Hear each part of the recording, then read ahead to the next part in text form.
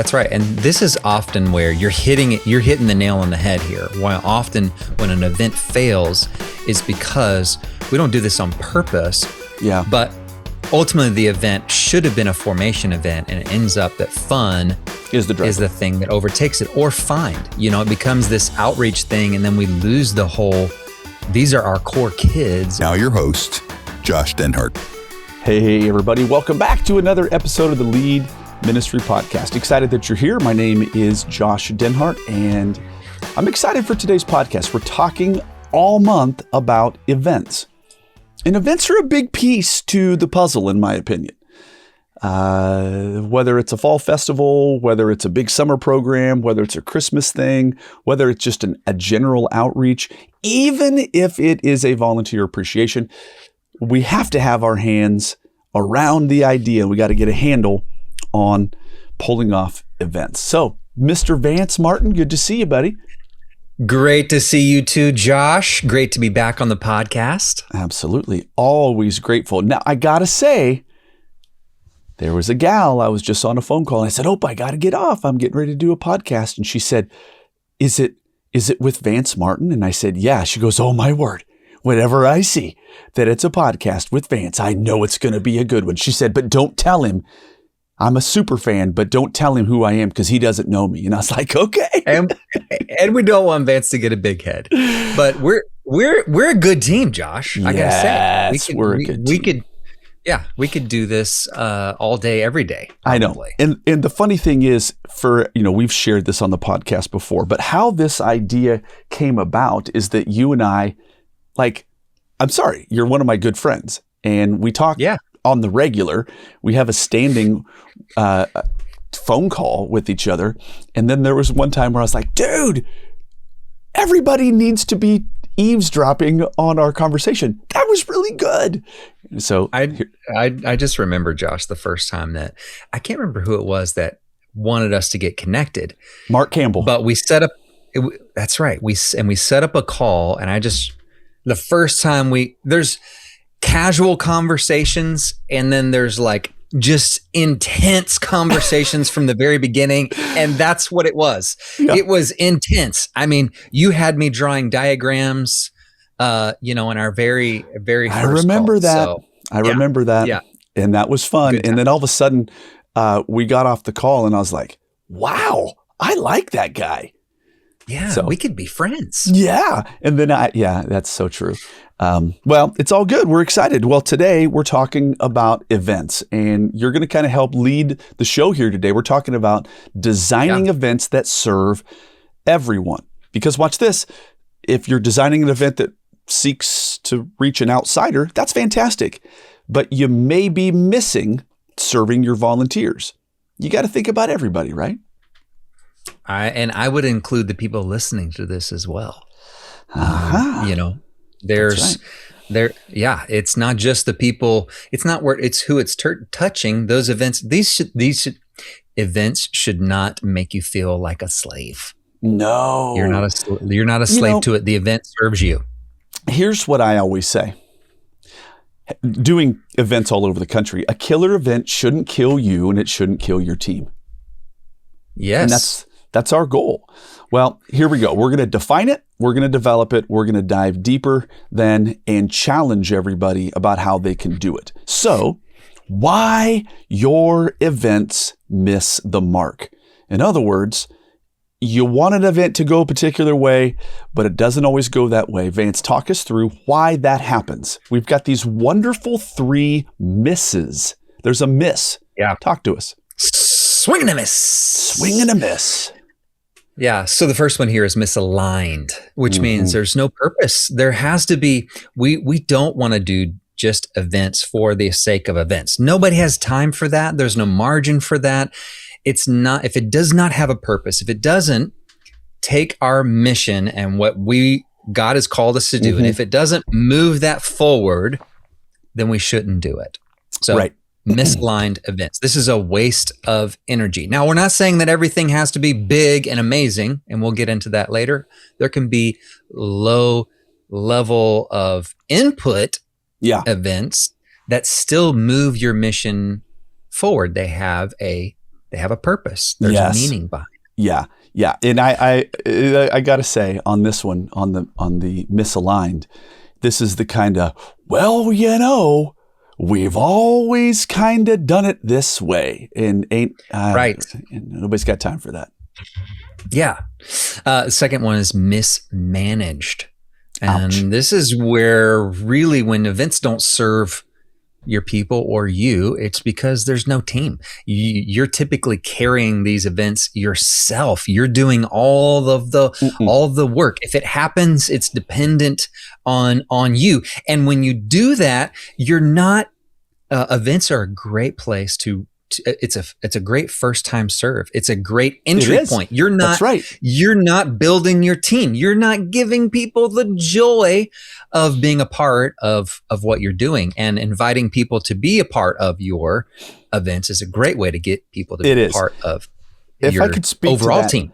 If I could speak to that for just half a minute, it is a great events are a great onboarding opportunity, and they are also super low-hanging fruit, right? You don't need to be a theologian and a leadership guru to kind of manage this bounce house and allow kids to get on and get off safely. However, however, that person who was running it, like I got some good eyes, Vance, and I can go, look at old boy, look at old girl. They showed up early. They stayed late. They're sharp. They're smart. They've got more to offer. And then we have a good experience at this thing. And then we move them to those who are faithful in little, faithful in much. But you got to try them out first. Yes.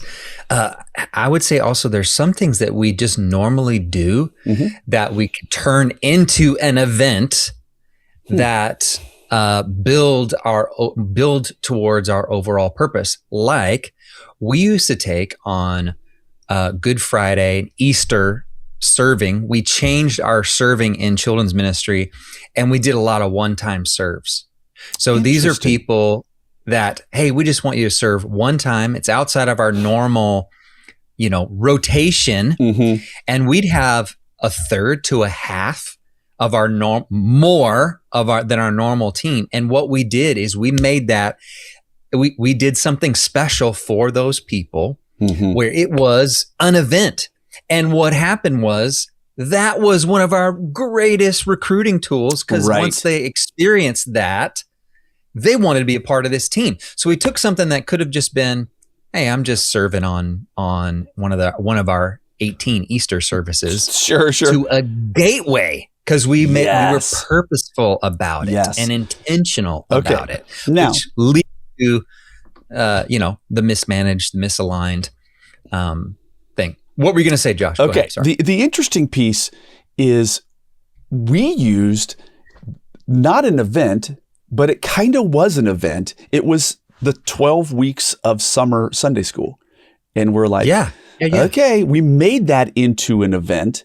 That was this really neat onboarding opportunity. And then you got to see who's who. But there's a third one. You're going to miss it with alignment. You're going to miss it with management. But there's also a third one, Vance.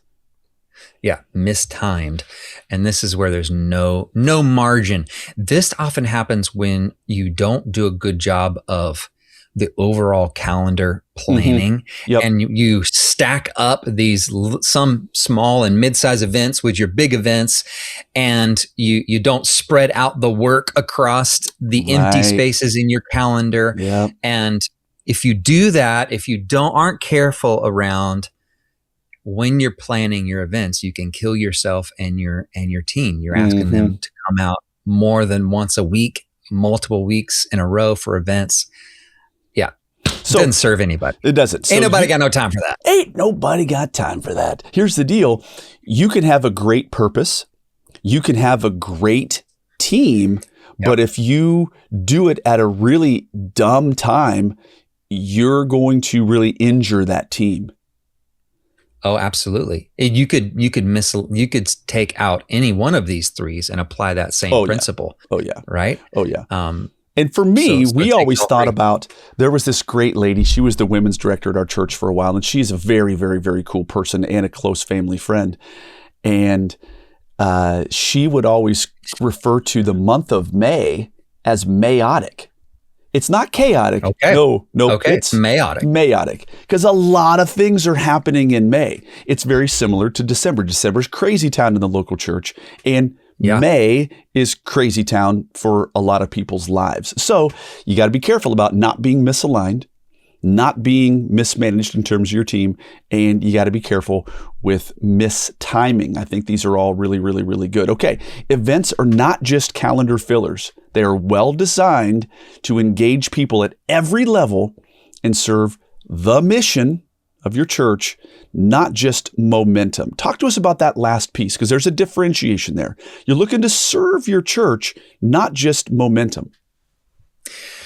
Often when we think about events, it's butts and seats, right? Yep. We're trying to get more. If we just get more people here, or the biggest event possible.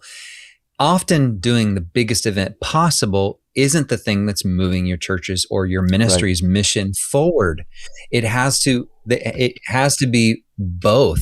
We're not just doing something to be doing something. I mean, I think often this happens. We see this in student ministry, maybe even more than kids ministry. You know, during the summer, we just want to fill the calendar. We just want to give students something to do. Yep. Well, you can do that, but why don't we do things that are actually purpose-filled, that aren't just about creating energy and momentum at the cost of, expending so much energy? Make sure it's aligned. It's where that misaligned piece comes in. That's the filter. Think about those, the misaligned, mistimed, mismanaged. Those are the lenses, essentially. Is this purposeful? Yeah. Am I involving the team? Is this the right time to do it? And those are the lenses in which you evaluate things. And when those things stack up, you get purposeful and momentum. Yeah, you get the both things. It's the best of all worlds. Now, the interesting thing is, where does this happen? Well, with this lead events kind of core structure in the lead events course and all that, I think of it like an airplane. I think of it like a commercial aircraft. And at the very front of that aircraft is the cockpit where the leadership sits. And so you, as in your little leadership team, you guys need to be asking those questions. Well, here we are. We're at our next big thing. I love this next piece, Vance. This is taking us a lot deeper. I like the idea of the mismanaged piece and the misalignment. But now this is the 3x3 framework for strategic events. This is really cool. I did study up on this, but this is originating with you. So the new lens, what you've come up with, is 3 cultures, 3 purposes, and 3 event types. Yeah. So we're essentially answering three questions, 3 markers here. It's one, it's reach the right audience. So who is my target? And those are your cultures that you're leading. And this goes back to a deep conviction that I have around especially children's ministry leaders, that you're called to lead and cultivate 3 cultures. And so we'll get into that in just a second. So what's the right audience, the target for this event? And then it's got to fulfill the right purpose. We've talked already about that. And then use the right format. So I can try and execute a purpose, but that's where the event types will come in. There's different ways to execute this. There's different vehicles that are going to get us there. So once you got to determine who is the target, what is the purpose, and what's the audience is who's going to ride in the car with us. Yeah, right. The right purpose is the destination on the map. Yeah. And the right format is the vehicle that's going to get us to that destination. Yeah, this is really good. Those are the lenses in this framework that you're trying to come up with that help you have the best event that serves everybody. This is awesome. So this is a new set of lenses. Okay, we're going to jump into each of these. 3 cultures, 3 purposes, 3 different event types. And by the way, every bit of this is for the cockpit. This is for all of the leaders that are on your team. This isn't ground level. We're not pulling off the event. We're strategizing. Okay, 3 cultures to target. So first, you've put it out here as kids. They're fun first, but they're also forming their vision of the church. Talk to us. Yeah. So this is, okay. Again, these are the three cultures that you as a children's ministry leader have been called to serve. And those three cultures are kids, parents, and volunteers. Mm-hmm. That's the soil that you've been called Mm-hmm. to cultivate. So my event, who's our target? If it's kids, fun is the gateway to learning and experience. A lot of what we're doing with events, and we'll get into the purpose here in a little bit. It's, is this an attractional event? Is this an invite your friends? Is this something to go dig deeper? Is this a discipleship formation?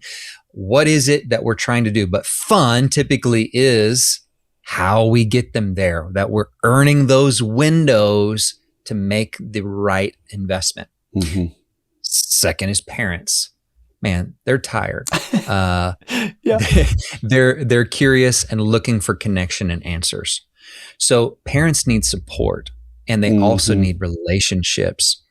This is, our role is with parents is to support them, to help them in the DIY, the Home Depot approach. You can do it. We can help. You're called to cultivate that culture. And then finally, pretty obvious, is volunteers. They're committed, but they need clarity, celebration, and care. So how is this event serving, which target? And another way to think about this is when you're planning your calendar, a lot of times what I'll do, and we don't have too much time to get too much into this, is when I'm doing a big calendar plan is get some sticky notes that are colored. These are my kids' notes. The kids' events are yellow sticky notes. My parent events are blue sticky notes. Yes. And my volunteers are green sticky notes. And I'm putting this out on my calendar, and I'm making sure, that I touch and I'm focusing on those people at least once a quarter or maybe once a month, that each of those cultures is well touched represented. and has an event. Yes. And also in the types of events, which we'll get to next. Okay, so your colors and whatever. Yes, you may have the big fall festival event, and it's all bounce house, it's all face paint, it's all cotton candy and bags of candy. That is a kid event. That is a culture we're seeking to target. Okay. You may have the parent equipping event to talk about, hey, here's a strategy to not die on the vine and how to make sure that you disciple your kids. That is a type of an event, but it doesn't have bounce houses. And you may have a volunteer training. You may have a volunteer appreciation. That's a different culture. But these are the three cultures that we made. This is really good. This is very helpful. And I like this. Okay, so now we did the three cultures. Now it's the three purposes. Yeah. So once we've identified, so you would go, I need a parent event, or I need a kids event. So let's just say we're going to go through, we have a kids event. Okay. So what is the purpose behind this? What am I trying to accomplish? So there's three different purposes here. The first is find. So these are all F's. It's find, fun, and formation, right? So find, this is an event that open doors to those outside your church. This is an event, the whole purpose of this, and typically it can sometimes, like you just mentioned, fall festival. Well, that's going to be two purposes of this event. The goal could be, we want this to be an extension, a act of love to our community, but it's also going to be a whole lot of fun. So it's that would be a find people and a fun event. That's right. So we're checking off two big purposes. Got it. In that. A formation could be, hey, we're going to do a 5th and 6th grade discipleship retreat over 2 days. Okay. The point, this is a formation event that is targeted for a very specific group that we want them to be able to take a next step, right? Right. So the purpose of fun, it's events that build belonging and connection inside your church. So it's not just fun for the sake of fun. Fun always has another ulterior motive, and that's relationship and connection, that we want them to have fun together. And then formation is an event that disciples, equips, and elevates your team, your people, whoever it elevates that culture, whichever culture you're focused on. Okay. Right. That's right. Let me ask you a question.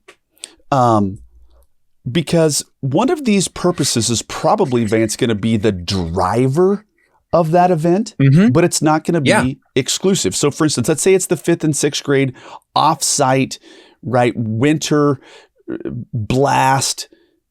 Okay. The goal, you're targeting kids. You're going to help them to grow deeper in their faith. That's great. So it is your culture is a kid. Your purpose is formation, but you're also going to have a sub-purpose. It's going to be fun. And absolutely. And there's a couple of stragglers that came along that aren't really a deep part of your ministry, but you're going to be kind of like engulfing them in the finding process. But it is driven by the formation. It's not driven by the fun. That's right. And this is often where you're hitting the nail on the head here. While often when an event fails is because we don't do this on purpose. Yeah. But ultimately the event should have been a formation event, and it ends up that fun is the thing that overtakes it, or find. It becomes this outreach thing, and then we lose the whole, these are our core kids, and we wanted them to be able to really connect and challenge each other in growth. And so, it's not that those aren't the present. They typically are. It's knowing who's in the driver's seat. That's which one is the primary purpose of this it's event. Like which one is the destination, like you said earlier. That's right. Yeah. Okay. Absolutely. Now, if I could like prove out in a sense how this can go wrong. So you're doing the 5th and 6th grade event, and your goal is those kids, and you're going to do a formation event. You're going to try to take the 5th and 6th grade deeper, but then watch this. You're going to go, okay, wow. But I got to be all things to all people, right? No, you don't. And so then your 5th and 6th grade event, some leader's going to go, but how are we going to disciple the leaders and train them at this event?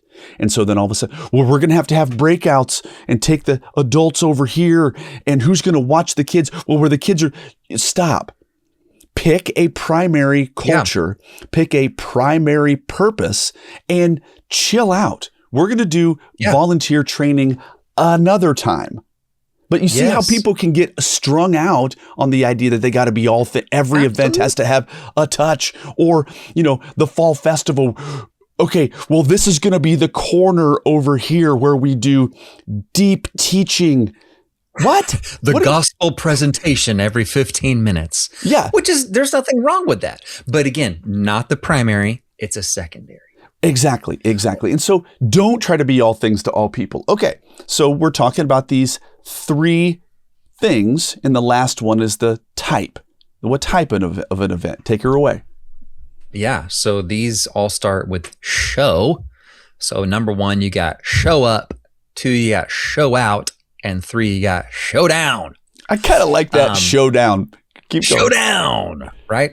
A show up, this is a low pressure presence event. Think about this.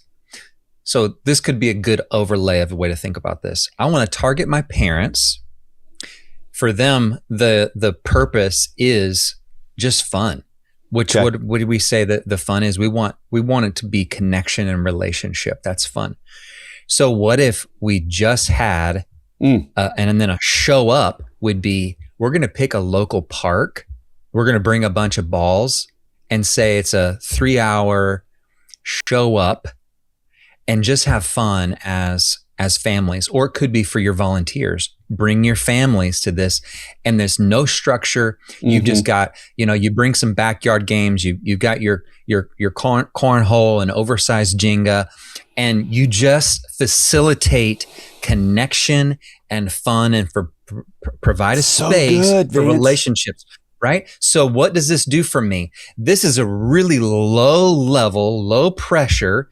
The biggest investment is securing a location and coming up with a flyer, and maybe some sending popsicles, out an email, and maybe and then just allowing people to show up and be present. I like this. I think you'd be surprised at how much traction this can give you, how much people want this. Mm-hmm. They don't really need another thing. Where then if they don't get to come, it's not a big deal.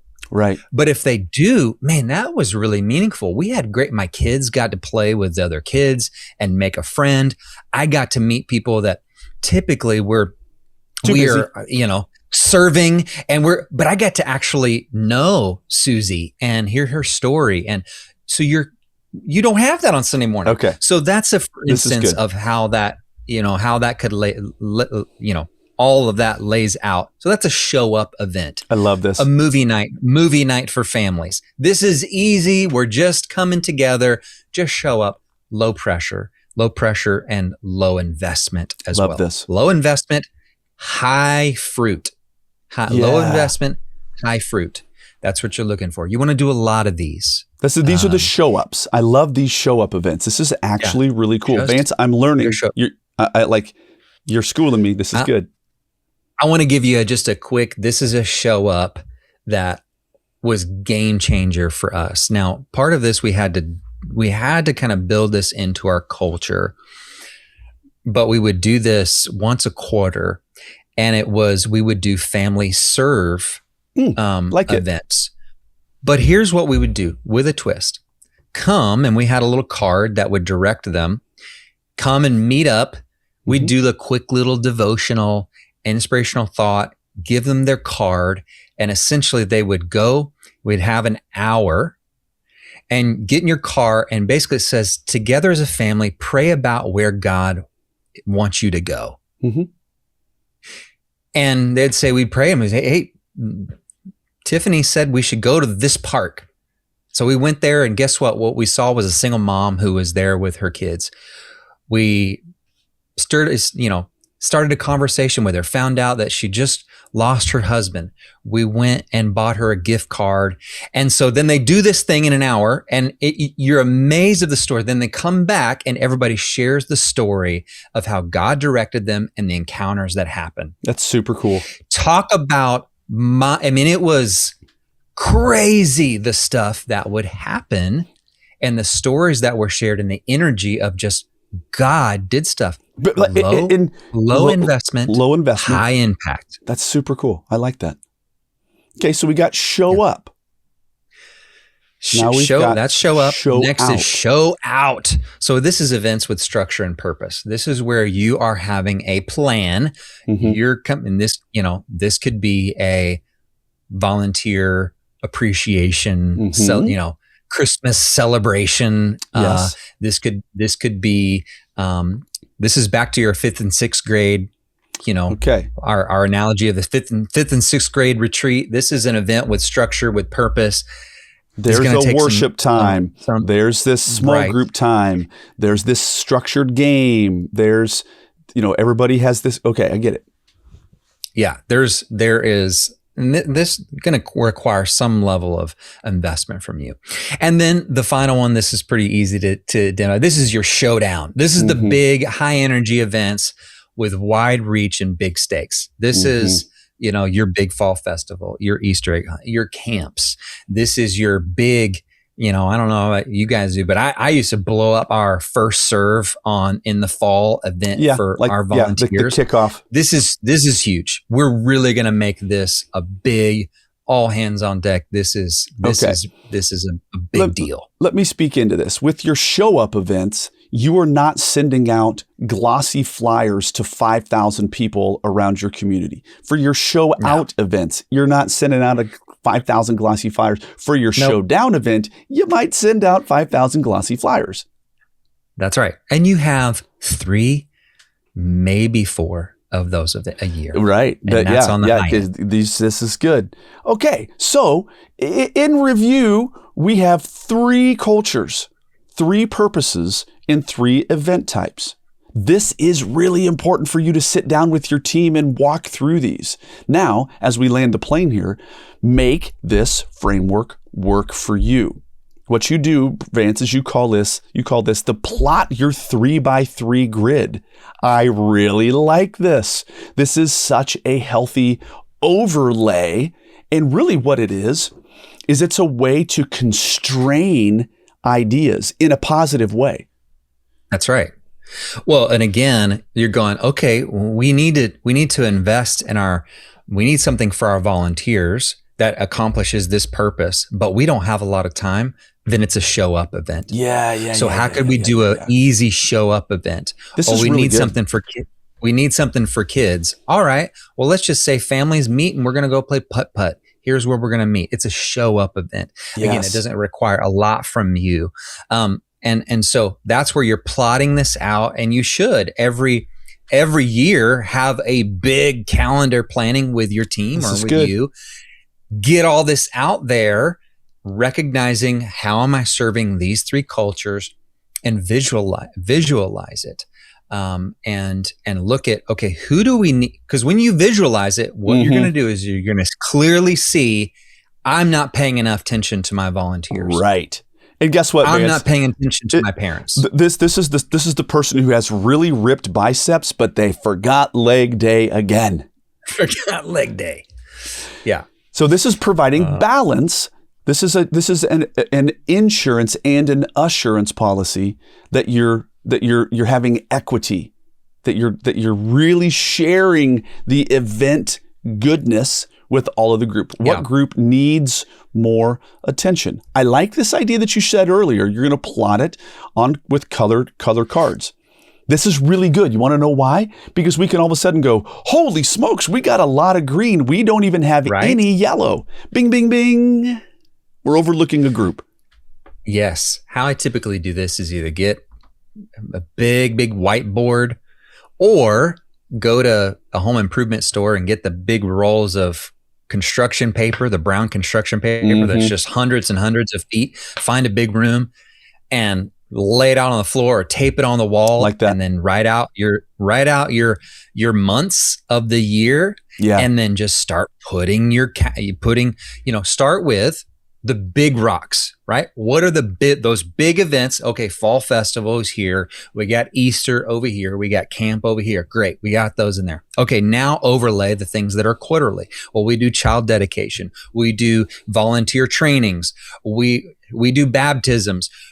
Overlay that. Okay, now what are the monthly things that we need to do? Well, we need to engage our kids during this time. And so we're going to put the family movie night, and we're going to, and once you start filling that up, then you step back and you go, either, whoa, this is a really busy season and we need to move some stuff out of here. Timing. Or mistimed. This is so empty. We need to move some of this over here, or there's a people group that is very sorely underserved and we need to come up with some things to help bolster how we're reaching that target group. So that's how I would do it. Dude, here's what I got to say. I actually wished that I had this teaching, this training that you just took us through. I wish that I had this when I was a kids guy and I was in the local church. I did not think of it this way. And these